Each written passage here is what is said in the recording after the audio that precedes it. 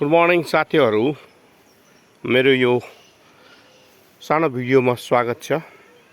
अहिले म यहाँ माडीचौर ससुराली माइतोमा छु। हेर्नुहोस् त, ड्रागन फ्रुट माडीचौरमा पनि हुँदो रहेछ।